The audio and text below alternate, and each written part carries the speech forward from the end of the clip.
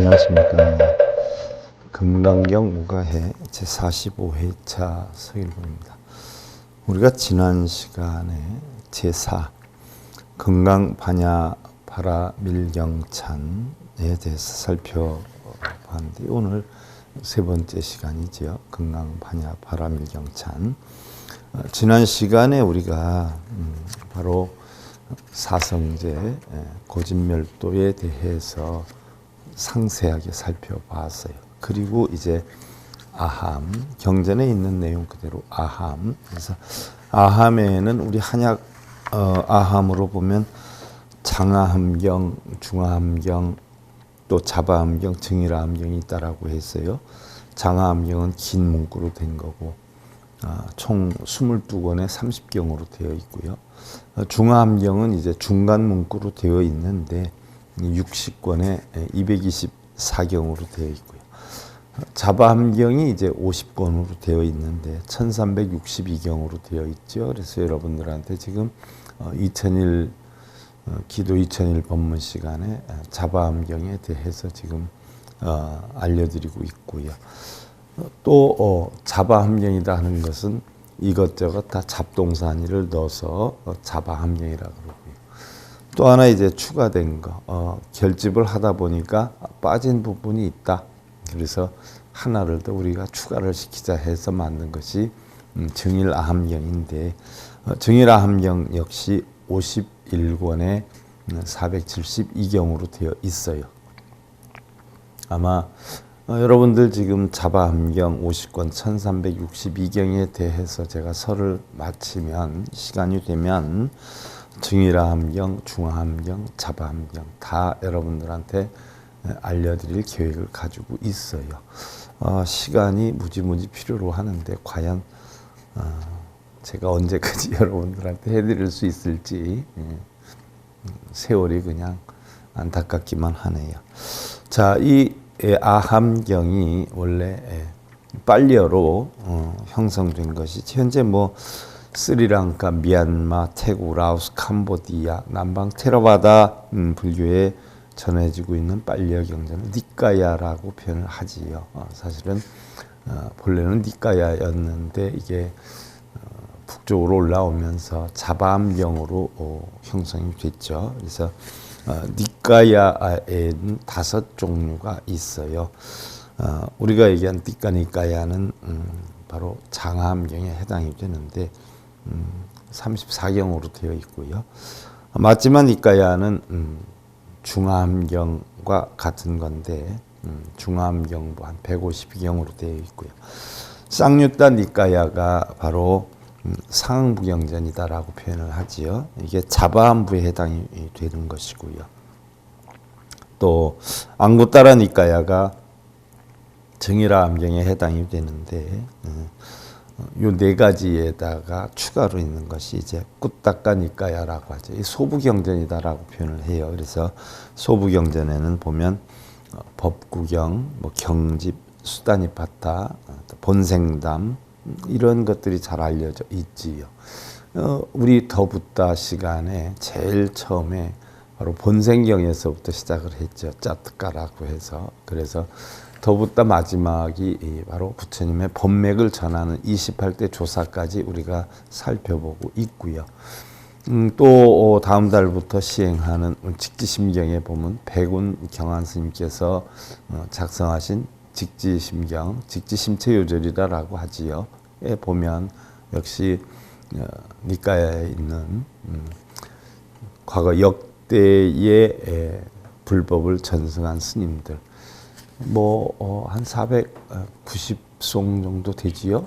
깨달음을 전하는 그리고 180분 정도 184분인가 그런 정도의 선지식들이 남겨놓은 그런 책을 제가 강의를 해드릴 건데 거기에도 이 꾸따까 니까야 소부 경전에 있는 본생담 이야기가 나오죠.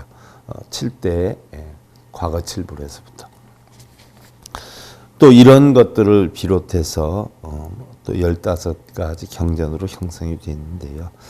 소부에 해당하는 한역 아함은 없는데 일반적으로 우리가 소부경전이다라고 하면 제가 이미 설해드렸던 법구경, 또 본생경 뭐 이런 내용들이 담겨 있어요.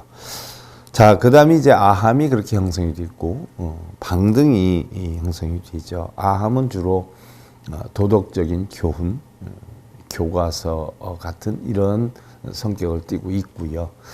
방등이라 하는 것은 바로 아함에서 선인선과 악인악과를 설했는데 방등은 누구는 열심히 일해도 못 살고 누구는 열심히 안 해도 잘 사는 것 같다라고 하니까 이제 방등이 설해진 거죠. 그래서 방등이다 하는 것은 바로 방청이다, 모나지 않다, 바르다 뭐 이런 뜻이지요. 그래서 평등의 뜻을 가지고 있고요.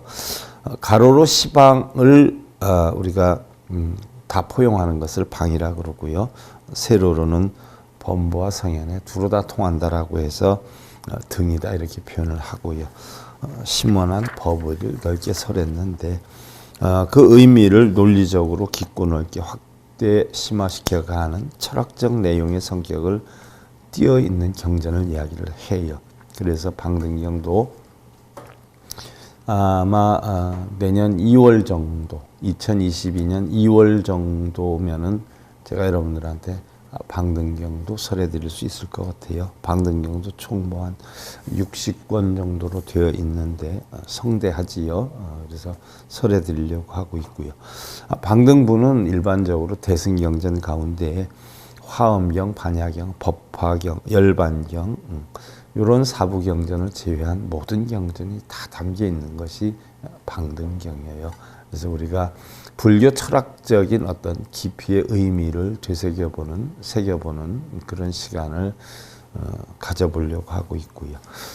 다음이 이제 반야에 해당이 되는데 바로 금강경이라고 하는 것이 반야부에 해당이 된단 말이죠. 반야부는 부처님이 21년 동안 약 600품 반야에 대해서 설을 했는데, 자, 경 21제 설 반천 여부 어제 부중 독차 일부 관이 금강 이위 유자라 차지 일부 이약 해박 금강 이류 광함제의 고 이위 유ян이라 그랬어요. 자, 20년 동안 600부를 설하였으나, 자, 20년 동안 600부를 설하였는데 여러 부 가운데 홀로 이 일부를 금강이라 비유를 한 것은 이 일부가 간략하지만 많은 뜻을 지니고 있고 금강이라는 하나의 비유가 많은 뜻을 널리 함축하고 있는 것으로 이렇게 비유를 했다라고 했어요. 자, 반야부 가운데 금강 반야바람 일경이라 하는 것은 477번째 품으로 되어 있죠. 600품 가운데서 477번째 품에 해당이 되는 게 우리가 지금 제일 많이 통용되고 있는 금강경이라고 하는 것이에요. 이 금강경을 가지고 또 역대 5대 선사, 6대 선사께서 만든 것이 바로 금강경 오가해다라고 하는 것인데 600권으로 되어 있어요. 반야부가 21년 동안 설했는데 현장 스님이 이거를 해설을 다 했죠. 근데 현장 스님 혼자서 하신 것이 아니에요. 이분 저분 해가지고 이제 묶었는데 현장 스님이 완성한 것은 아니고요. 우리 현장 스님이 이 반야부를 해석하기 시작하면서 170년이 걸려서 위로 경량할 수 없는 많은 분들이 힘을 합쳐가지고 반야부를 해설을 했다라고 해요. 뭐 600권이니까 얼마나 방대해요. 그래서 약 170여 년 동안에 설했다라고 하는데 우리나라에서는 뭐 그게 해석이 된 것이 요즘 동국대 역경원에서 만든 것이 있기는 한데요. 물론 세부적으로 정확하다라고 볼 수는 없어요. 제가 내년 한 6, 7월 정도면 아마 반야부에 손을 대지 않을까. 그래서 600권 반야를 과연 제가 살아있는 동안에 여러분들한테 다 설해 주고 제가 갔으면 좋겠는데 시간이 어떻게 될지 모르겠어요. 하지만 뭐 늦었다고 생각하는 때가 가장 빠른 때다라고 하지 않아요. 그래서 순서에 입각해서 뭐 이미 화엄경은 제가 설하기 시작을 했고요. 그 다음에 뭐 열반경으로 1월 달부터 들어갈 것이고요. 또 그거 끝나면 이제 방등경이 들어가고 방등경 들어가면 다른 과목 끝나면 이제 반야경으로 대치를 해서 늘려고 그래요. 그래서 이 반야경 600권에 대해서 과연 여러분들이 살펴볼 필요성이 있다 하는 생각이고요. 이 반야경 가운데서 477번째가 바로 금강경에 해당이 되는데, 자, 이 금강이라는 하나의 비유가 결국은 그 600권에 담겨 있는 모든 반야부의 총 대표적인 것이다. 많은 뜻을 함축하고 있는 것이다. 라고 해서 금강경을 우리나라에서는 거의 소위경전으로 삼고 있는 부분이기도 하지요. 그러면 과연 금강이라는 게 무슨 뜻이냐 하는 이야기예요. 그래서 금강이다라고 하는 것은 우리가 범어로 빠이라라고 해요. 빠이라. 그러면 쇠 가운데서 가장 정밀롭고 굳세어서 금강이라고 하는데, 뭐 이렇게 표현을 하지만은요, 사실 금강이다라고 한마디로 일축하면요, 허공과 같다라고 해요. 허공이 뭐 사실 뭐 비가 온다고 떠내려갈 일이 없지 않아요. 뭐 천둥번개가 친다 해도 부서질 염려도 없고요. 불이 치솟아 오른다라고 해도 무너질 염려가 없어요. 이와 같이 늘 견고하기 때문에 금강이라 한다. 또한 금강은 허공을 뜻하기도 한다라고 하지요. 그러나 중요한 것은 그 허공을 어디에다 우리가 비유를 하냐면 우리의 본성에다 비유를 하지요. 그래서 금강에다라고 하면 달리 표현하면 우리의 본성이다라고 바꿔서 표현할 수도 있는 것이요. 그러면 이 금강의 해설을 살펴보면은요. 자, 쇠 가운데 가장 정밀롭고 굳세어서 금강이라고 하고, 능히 유리를 베고 굳은 돌을 조각하고 바위를 뚫고 모든 보석을 연마한다라고 했어요. 비유예요. 비유. 뭐 허공과 같이 견고하다. 우리 본성과 같이 견고하다. 우리 본성도 냉정히 살펴보면 우리가 여러 가지 생각들을 하지 않아요. 물론 본성이라는 게 있기 때문에 육근 육경을 부딪혀서 일어난 여러 가지 생각들이 한 마음에 다 담기지만 본래 마음은 변하지 않는다. 부서지지 않는다. 이것을 강조하기 위해서 비유를 들어서 표현한 거예요. 그래서 굳센 것은 본각의 진성에 비유한 것이니, 자, 본각의 진성, 바로 본각이라는 건 본성을 뜻하지요. 본래의 깨달음, 진성, 참된 성품을 뜻하지요. 비록 재치에 굴러다닐지라도, 육도에 굴러다닐지라도, 육도, 천상에서 지옥까지 육도를 윤회할지라도 각성은 무너지지 않기 때문에, 바로 본성은 무너지지 않기 때문에, 또 날카로운 것은 반야의 고요한 빛에 비유한 것이니 삼현십지가 만행을 관통하여, 자, 삼현십지가 만행을 관통했다라고 하는 삼현이 바로 법화경의 가장 핵심적인 가르침 아니에요. 삼현이다 하는 건 세 가지 성현을 뜻하는데 바로 뭐예요? 성문연각 보살이에요. 자, 우리가 육도를 윤회를 한단 말이죠. 천상에서부터 지옥까지 육도를 윤회를 해요. 육도를 윤회를 하는데 이 육도 윤회에서 벗어나면 바로 뭐가 돼요? 성문이 되죠. 그 다음에 연각이 되죠. 보살이 돼요.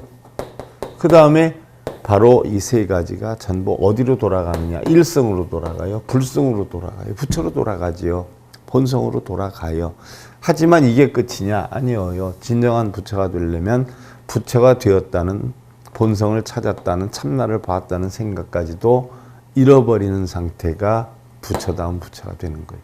그래서 여러분들 지금 하고 있는 지장경이라는 것은 이런 뭐 성문연각 보살로 가는, 쉽게 예를 들면 이런 단계에서 부처가 되는 단계를 이끌기 위한 가르침이 아니라 단지 육도를 윤회하는 중생을 벗어나게 하겠다. 육도 윤회에서 벗어나게 하겠다. 해탈을 시키겠다라고 하는 가르침이 지장보살 보는경이에요. 그래서 지장경이라는 것은 하근기 중생들, 가장 하근기 중생들을 위해서 육도에서 벗어나는 데까지의 하나의 가르침이고요. 자, 성문연각 보살이 부처가 되는 가르침에 대해서는 바로 뭐예요? 법화경에서 가르치고 있는 것이에요. 어떻게 됐든 금강이다라고 하는 것은 본성인데 결국 육도 윤회를 아무리 한다라고 해도 본성에는 흔들림이 없다라고 하는 바로 공사상이 반야사상이죠. 그래서 이러한 사면십지, 사면이라는 것은 보살 성문, 성문보살 영각이죠. 십지라는 것은 우리가 화엄경에서 십신, 십주, 십행, 십회양, 십지에서 52개위의 부처가 되는 과정, 이것을 화엄경에서는 부처가 되는 과정을 52번째 과정에 부처로 올려놨단 말이죠. 자, 그러면 지장경에서는 육도인회를 벗어나게 하고 화엄경에서는 그럼 성문연각 보살을 부처화하게 한단 말이죠. 그런데 사실 이 반야다 하는 것은 공사상에 대한 이야기를 한 것이고, 화엄경은 바로 뭐예요? 부처가 되는 자체도 52번째 단계로 만들어 놨어요. 그러니까 경전마다 조금씩 어떻게 돼요? 중생들의 근기에 따라서 사람이 다르지만 근본 목적은 부처를 이루게 하기 위한 하나의 과정이다. 그래서 지장경이나 여러분들 미타정도 삼부경이나 이런 것들은 결국은 하근기 중생들은 이러한 이치를 사람은 못 알아들어요. 그냥 빌고 기도하고 뭐 이러는 입장으로, 이런 것이 있으니까, 극락이 있으니까 빌어라. 또 육도인회를 할 수 있으니까 지장보살께 빌어라. 이런 어떤, 그래서 지장신앙이라고 하고 관음신앙이라고 하고 바로 정토신앙이라고 하는 거예요. 이것은 하근기 중생들한테 무조건 믿어라 라고 하는 가르침이에요. 그러나 우리가 공사상으로 넘어가서 반야사상으로만 들어가도 이런 것들이 다 존재하지 않는다라고 하는 가르침을 주는 거예요. 그러니까 중생들의 근기에 따라서 경전도 조금씩 다름이 있는 것이지요. 그래서 바로 이런 십지보살 52개 가운데서 41위에서 50위에 해당이 된 십지보살. 십지보살이다라고 하는 것은 뭐 여러분들이 잘 알고 있는 사대보살, 뭐 예를 들면 우리 불교의 문수보현, 또 관음과 지장, 이 보살들을 사대보살이다라고 하지 않아요. 그래서 문수는 바로 지혜로서 어머니 역할을 하고, 보현은 행원으로서 아버지 역할을 하는 것이고, 또 지장은 보이지 않는 부분을 얘기하고, 관음은 보이는 부분을 이야기를 한단 말이죠. 그래서 어떤 시각적으로나 정신적으로나 보이고 보이지 않고 또 어떤 양적인 음적인 이런 기운을 가지고 있는 것을 사대보살이다 이렇게 표현을 해요. 그래서 그 사대보살이 전부 알고 보면 십지보살에 해당이 되거든요. 십지보살. 그래서 여기에서 사면십지, 성문연각보살 십지가 만행을 관통을 해서 무명을 파괴하지 않음이 없기 때문이다라고 했어요.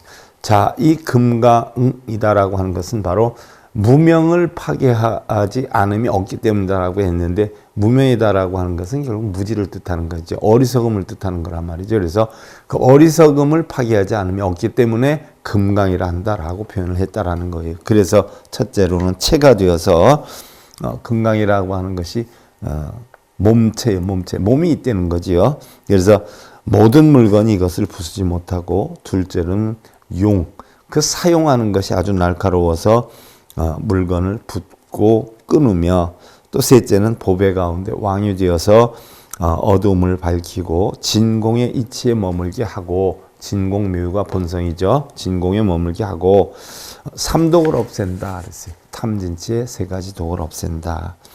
자, 이게 바로 금강의 뜻이다라고 했어요. 그러면 자, 반야 차번 위지해, 하명 위지해, 허공 불의 설법 청법, 4대 불의 설법 청법, 지금 목전 역역 고명, 무령단자 능설법 청법이 아니라 그랬어요. 자, 금강 반야 바라밀경찬의 경전 내용이죠.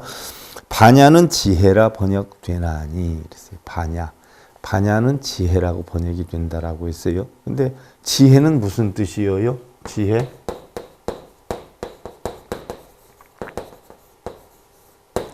바로 지혜에 해당이 된다라고 했어요. 이 지자를 보면 안 되는 거죠.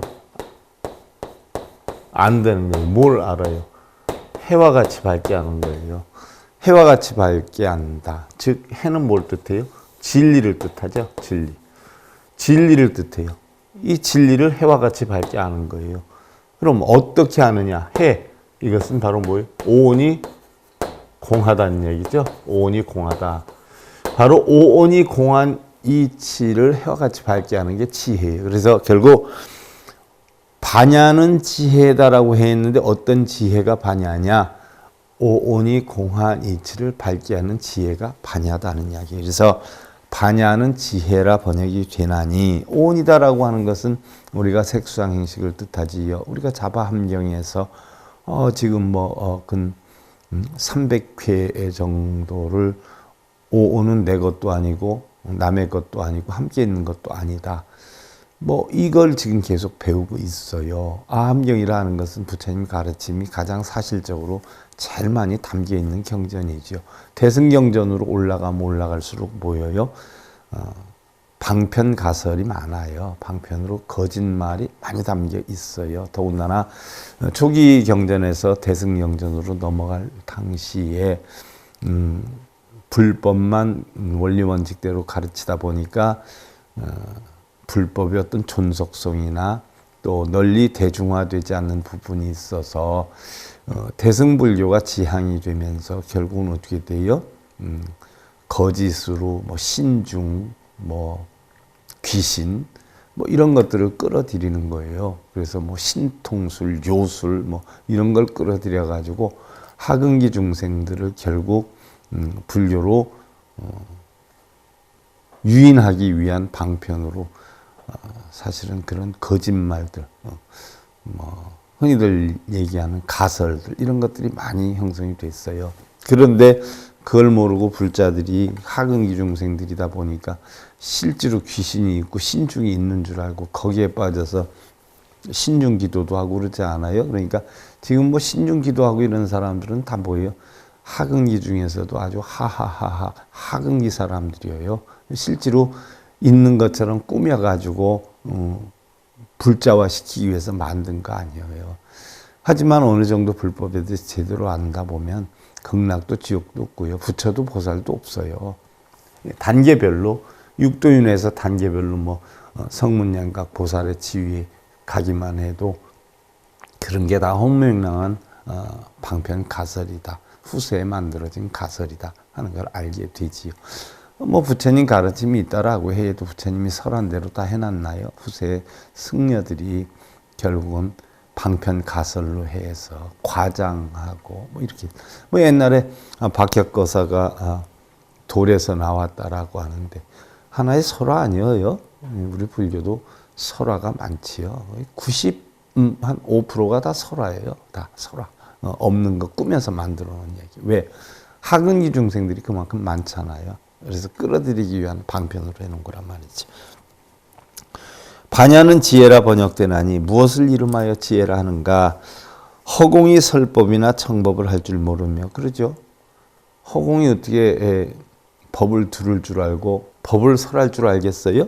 금강이 허공이다라고 했는데 오온이 공한 이치인데 오온이 공한데 법은 누가 듣고 누가 설을 해요?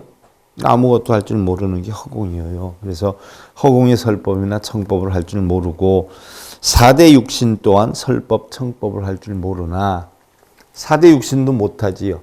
우리 이 4대 육신, 우리의 육신이 귀가 법을 듣고 입이 법을 설할 수는 있어요. 근데 마음이라고 하는 것이 거기에 동반이 돼야지 하는 것이지 마음이 거기 동반이 되지 않으면 죽은 시체와 다름이 없는 게 우리의 육신이에요. 그래서 나무 토막이나 돌덩이나 똑같지요. 이치가 돌이 법문할 수 있어요. 나무 토막이 법문을 할 수 있어요. 법문을 들을 수 있어요. 우리 육신이 죽은 사람이 법문을 할 수 있어요. 들을 수가 있어요. 거기엔 마음이라는 게 동반이 돼야 돼요. 마음이라는 게. 그래서 4대 육신 또한 설법이나 청법을 할 줄 모르지만 지금 눈앞의 영역이 홀로 분명한 모양 없는 것이 능히 설법, 청법을 하느니라. 모양 없는 것이 설법도 하고 청법도 한다라고 했어요. 그 모양 없는 것이 바로 뭐예요? 마음이란 말이죠. 마음. 마음이 우리가 귀로 소리를 듣는다 해도 사실은 마음이 떠나가 버리면 죽은 시체라 못 들어요. 우리가 저 산도 보고 물도 보고 허공도 보지만 마음이 떠나가 버리면 죽은 시체가 되기 때문에 죽은 사람이 산을 보겠어요? 물을 보겠어요? 허공을 보겠어요? 못해요. 근데 마음이라는 놈이 들어오기 때문에 우리는 할 수 있어요. 일례를 하나 들어서 우리가 오온이다라고 표현을 하잖아요. 오온. 뭐 오온이 공하다 맨날 얘기를 하는데 오온이다라고 하는 것은 바로 뭐예요? 색, 수상, 행식이란 말이죠. 색, 수상, 행식인데 자, 오온이다라고 하면 색이다라고 하는 것은 형체가 있는 거예요. 모양이 있는 거예요. 형체가 있고 모양이 있으니까 무너지는 거란 말이죠. 그래서 우리의 육신을 뜻하죠. 그 다음에 수상행식은 정신을 뜻해요. 마음을 뜻해요. 바로 감수작용, 상상작용, 행동작용, 의식작용. 그래서 여기에서 육식, 칠식, 팔식이 만들어지는 거 아니에요? 그래서 마음의 작용을 뜻해요. 자, 마음이 없이 육신만 있다? 할 수 있는 게 뭐가 있을까요? 아무것도 못하죠. 자, 나무 토막을 세워놓는 거나 일봉이를 세워놓는 거나 여기서 아무것도 못해요. 육신만 있다라고 하면 하나의 나무나 돌덩이와 같은 거죠. 마음이 없으면 아무것도 못하는데 자, 반대로 마음만 있다라고 봐요. 육신이 없이 마음만 있어요. 그럼 육신이 움직여줘야 되지요. 마음만 가지고는 또 아무것도 못해요. 자, 육신이 없이 마음만 있다라고 하면 이건 우리를 혼이다라고 이렇게 표현을 해요. 혼. 쉽게 예를 들면 뭐 허공에 있는 공기 이런 것인데 죽었다라고 하면 뭐 허공에 있는 공기가 나한테 들어와서 마음으로 작용하다 죽으면 허공으로 다시 날아가는 건데 이것을 혼이다라고 이렇게 표현을 해요. 혼백. 그러면 혼만 있으면 육신이 없이 혼만 있으면 뭐라 그래요? 귀신이다라고 한단 말이에요. 또 육신만 있어요. 마음이 없이. 육신만 있으면 시체라고 그래요. 시체. 그래서 바로 육신과 정신이 합류가 돼야 우리는 인간이라고 하는 4대 육신 형성이 되는 것이에요. 그런데 우리가 눈으로 보고 귀로 듣고 하는 작용은 자, 육신은 갖추었지만 그런 모든 작용은 누가 하느냐? 마음이 해요. 그래서 청법이나 설법도 전부 모양 없는 것이 능히 설법 청법을 하느니라. 마음이 시켜서 어떻게 돼요? 소리도 듣고 입으로 이야기하기도 하는 것이지 마음이 없으면 아무것도 못한다는 얘기예요. 차설 청저 일단 고명이요 휘천감지 요고등금이라 행주자와 어묵동정 일체시 일체처 소소 영영 소연 요연상지 차소이득 명위 반야 이아니라 그랬어요. 자, 이 설하고 들을 줄 아는 법을 설하고 들을 줄 아는 하나의 홀로 분명한 것이 하늘과 땅에 꽉 차 있으며 자, 하나의 홀로 분명한 것, 이 마음이라고 하는 것이 냉정히 보면 하늘과 땅에 꽉 차 있다. 무슨 얘기예요? 허공의 공기를 뜻하지요. 자, 여러분들 제가 초기 경전할 때도 말씀드렸지만 지금 제가 이렇게 설을 하는 강당을 만들었어요. 그럼 여기가 비로전인데 이 강당을 만들었어요. 만들었으면 우리가 건물을 만들면서 밖에서 이 건물 안에 공기를 싸들고 들어와서 이 안에 풀어놓나요? 아니면 만들면 저절로 공기가 들어오게 되나요? 그와 같아요.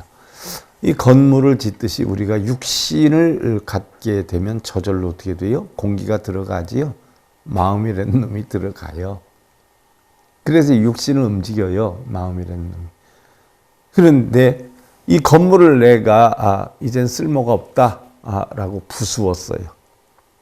그러면 이 건물 자재가 골고루 다 부서져서 없어진단 말이죠. 그러면 이 건물 안에 있던 공기는 어디로 갈까요? 도산이 된단 말이죠. 우리가 흔히 얘기하는 혼이라고 하는 육신에 있는 이 공기의 혼이라고 하는 것이 그냥 허공을 통해져 버려요. 이 건물을 없애면 건물 안에 있는 공기가 밖의 공기와 통하듯이 나라고 하는 육신도 지수와 붕사대로 돌아가면 내가 가지고 있던 이 마음도 공기도 결국 뭐예요? 허공으로 분류가 돼버려요.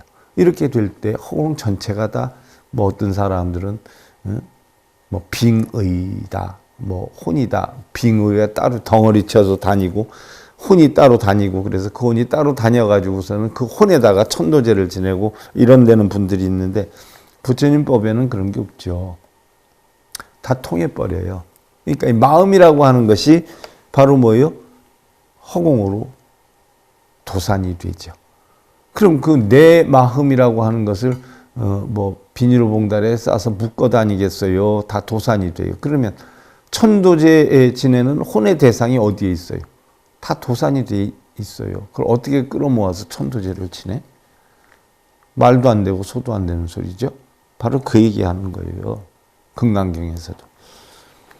하늘과 땅에 꽉 차 있으며 옛과 오늘에 빛나고 드날려서 그죠? 저 혼이 저 공기가 누구한테 들어갔다 누구한테서 나왔는지 구분이 돼야 안 돼요?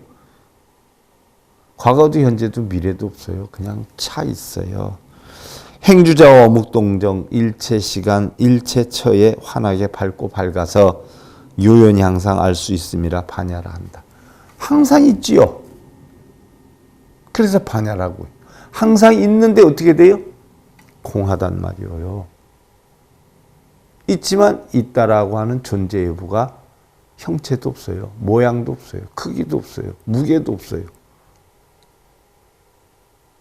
공하기 때문에 연기하기 때문에 이것을 반야라 한다라고 한 거예요. 유의금강 의위 하이 차일단 고명 처만변이 여여부동 윤호겁이 완이상존 의호비호 금강지견야 참단 죽목 적영 절단 미천갈등 의호비호 금강지야 유의금강 기의 이찬이라. 금강으로서 비유한 뜻이 무엇이냐? 이 하나의 홀로 분명한 것이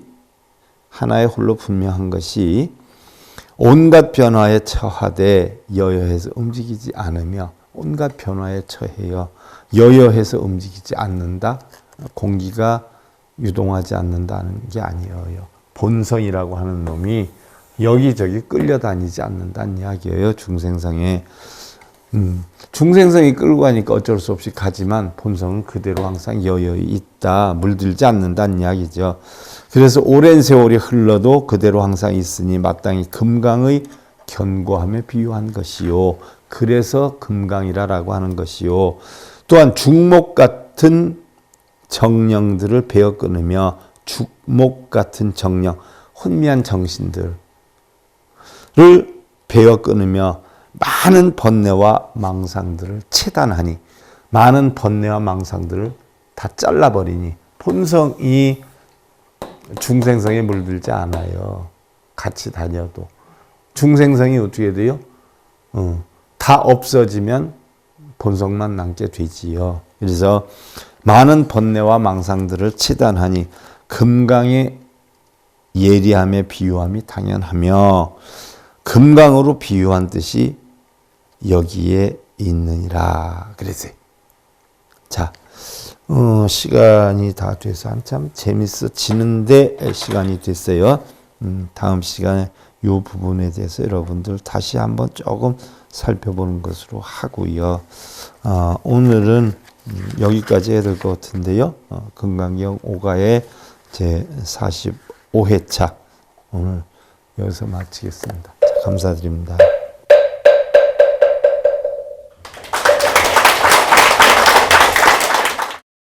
행복으로 가는 징검다리에 서길봉 스님이 여러분들을 초대합니다. SIB 불교교육대학에서는 더 듣다, 생활 속의 천수경, 달마대사 성관법, 현대생활 불교 법요지, 불교학 개론, 성찰스님 백일 법문 등을 비롯한 다른 불법, 다른 진리, 서길봉 스님의 SIB 불교교육